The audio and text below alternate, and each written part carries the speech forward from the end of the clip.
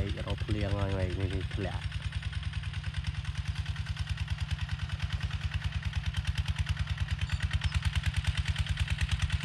nhưng mà sao dân thoát thoát xong ra xài nằm đồng nào thì là cọp một cái đầu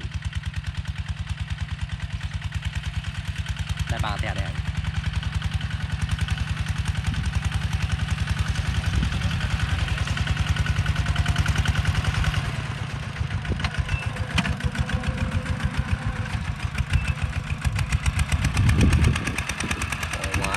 say chục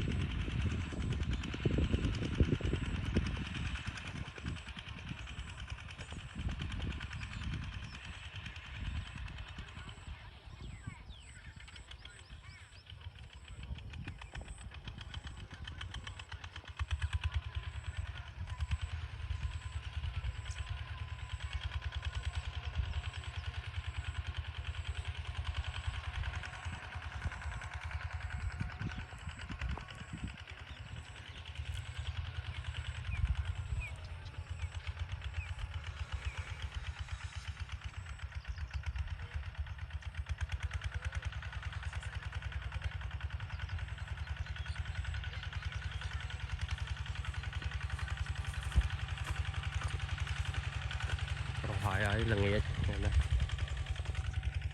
chu Kalahata tay chu màu buồn màu kèm các lắp ăn sau như sao đây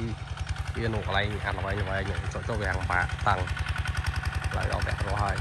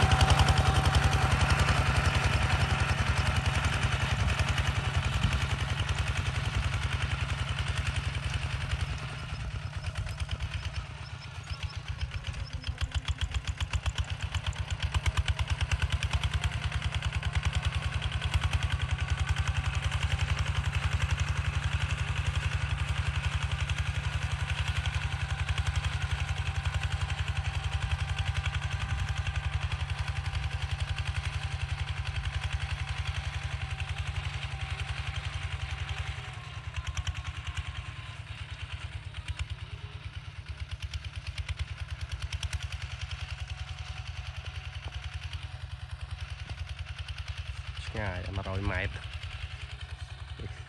son trịch mùi ô mùi នេះ 0.5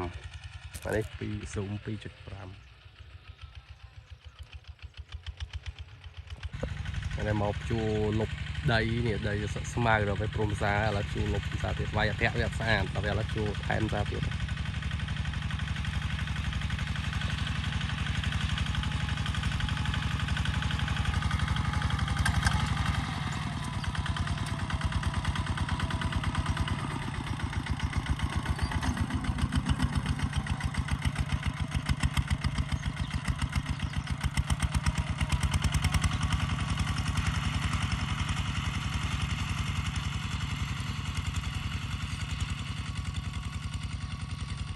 lên cu